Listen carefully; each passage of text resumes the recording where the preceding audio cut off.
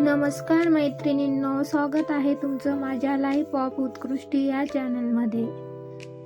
तुम्हा सर्वांना भारतीय प्रजासत्ताक दिनाच्या हार्दिक शुभेच्छा. 26 जानेवारी 1950 रोजी आपल्या भारतात संविधान लागू झाले. डॉक्टर बाबासाहेब आंबेडकरांनी तयार केलेल्या संविधानानेच भारताला योग्य दिशा दिली आणि त्याचमुळे आपण हा दिवस प्रजासत्ताक दिन म्हणून साजरा करत असतो. प्रजासत्ताक दिन हा आपल्याला आपल्या स्वातंत्र्य सैनिकांनी देशासाठी दिलेल्या बलिदानाची आठवण करून देतो. प्रजासत्ताक दिन हा आपल्या भारतीय इतिहासातील एक सुवर्ण दिन आहे. हे तर आपणा सर्वांना माहितीच आहे. मैत्रिणींनो, आज मी तुमच्याशी नॉर्मल आपला संध्याकाळचा रुटीन शेअर करणार आहे. शक्यतो मी माझा व्हिडिओ दुपारी 12 ते 1च्या सुमारास टाकण्याचा प्रयत्न करते, परंतु काही कारणास्तव कधी टायमिंगमध्ये बदल होतो. परंतु आजचं कारण काहीसं वेगळंच होतं.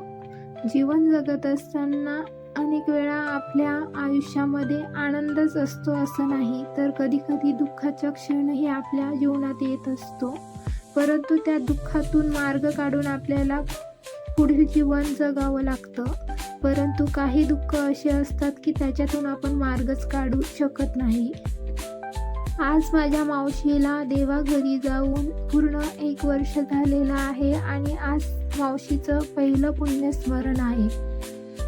हेच ते दुःख असतं की त्याच्यातून आपण मार्ग काढू शकत नाही आणि ह्याच कारणामुळे माझा व्हिडिओ टायमावर येऊ शकला नाही, कारण सकाळपासून मला मावशीची खूपच आठवण येत होती.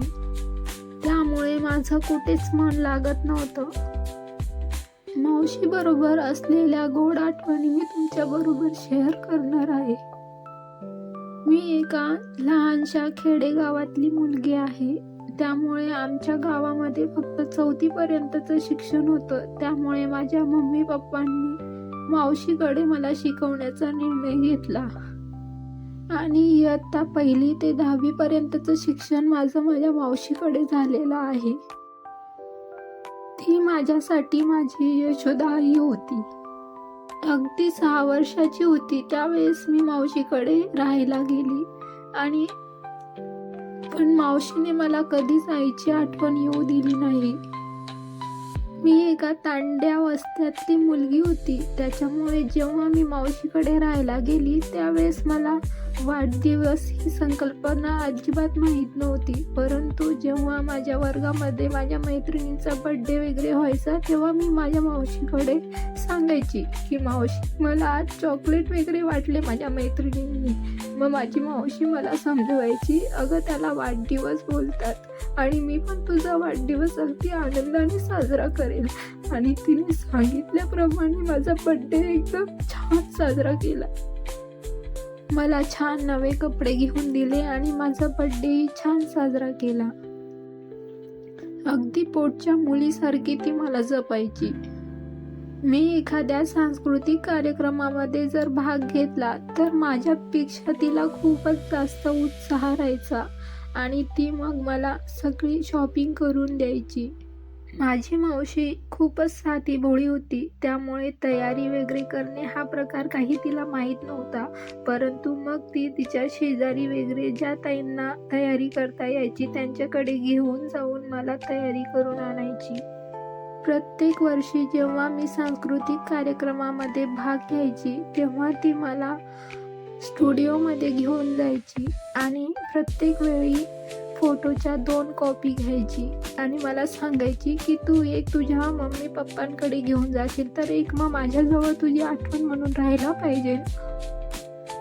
माझी सृष्टी ही सांस्कृतिक कार्यक्रमामध्ये भाग घेते, परंतु मी स्वतः तिला कधी अजून स्टुडिओमध्ये फोटो काढायला घेऊन जात नाही.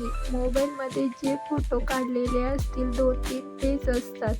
परंतु मावशी स्वतःच्या आवडीनिवडींमध्ये काटकसर करून ती माझी हौस पूर्ण करायची. मी इयत्ता 8वीत गेले तिथपर्यंत मावशी मला शाळेत सोडायला यायची. त्यावेळेस आमचे जे पीटीचे सर होते त्यांच्या ही गोष्ट लक्षात आली आणि त्यामुळे त्यांनी मला सांगितलं, अगं तू आता मोठी झाली आहेस तर मावशीला कशाला त्रास देते, मावशीला तू कशाला सोडायला घेऊन येतेस. त्यामुळे मग मी मावशीला घरी येऊन रागवायची की माझी सर मला रागवतात, तू मला कशाला सोडायला येतेस. पण मावशी मात्र 2-3 दिवस त्या गोष्टीची विसर पडू द्यायची आणि परत तिचं तेच सुरू व्हायचं. मी जर तिला रागवली तर ती काहीतरी कारणं सांगून ते टाळून द्यायची. अगं पाऊस येत होता, तू छत्री आणली नव्हतीस ना, म्हणून छत्री द्यायला मी तुला आलेली आहे. आपण आपल्या स्वतःच्या मुलांनाही शाळेत सोडायला जात नाही, परंतु ती मावशी मात्र मला रोज शाळेत सोडायला यायची. 10वी पासूनचं पुढचं शिक्षणही तू माझ्याकडे घे असं ती मला सांगायची. परंतु मी थोडी मोठी झाल्यावर मला मम्मी पप्पांकडे राहायचं असं मी तिला सांगायची. मावसा माझे शिक्षक होते, परंतु जेव्हा मावसांनी मुंबईमध्ये घर घेतलं, मुंबईमध्ये बदलापूरमध्ये घर घेतलं, त्यावेळेस आधी पगारही कमी राहायचा आणि घर घेतल्यामुळे जास्तच कडकीचे दिवस असायचे. मग मावशी जेव्हा केव्हा मला बाहेर घेऊन जायची तेव्हा मला खाऊ जर घेऊन दिला तर ती मला सांगायची, अगं तू इकडेच खाऊन घे, घरी गेल्यावर पोरही खाऊ मागतील. मावशीला 2 मुलं होती. असं कोण बर करतं स्वतःच्या मुलांना नाही आणि परक्या पोरीला इतका जीव लावणं. मला एकूण 4 मावश्या आहेत आणि त्यापैकी फक्त ह्या मावशीला मुलगी नव्हती. त्यामुळे एका मावशीच्या मुलीने तिला विचारलं की सर्व बहिणींच्या मुलींमध्ये तुला कोण बरं आवडतं. तेव्हा मावशीने सांगितलं की ज्योती माझ्याकडे जास्त वर्ष राहिलेली आहे ना, त्याच्यामुळे ती मला जास्त आवडते. मी तिला आवडणं त्यासाठी स्पेशल तर मी काही केलेलं नव्हतं, परंतु मला जर हा प्रश्न कोणी विचारला तर माझं उत्तर नेहमी हेच असेल की सर्व मावशी चांगल्या आहेत, परंतु त्यामध्ये माझी ही मावशी जी आहे ती सर्वात चांगली आहे, कारण तिने माझं तसं पालन पोषणही केलेलं आहे.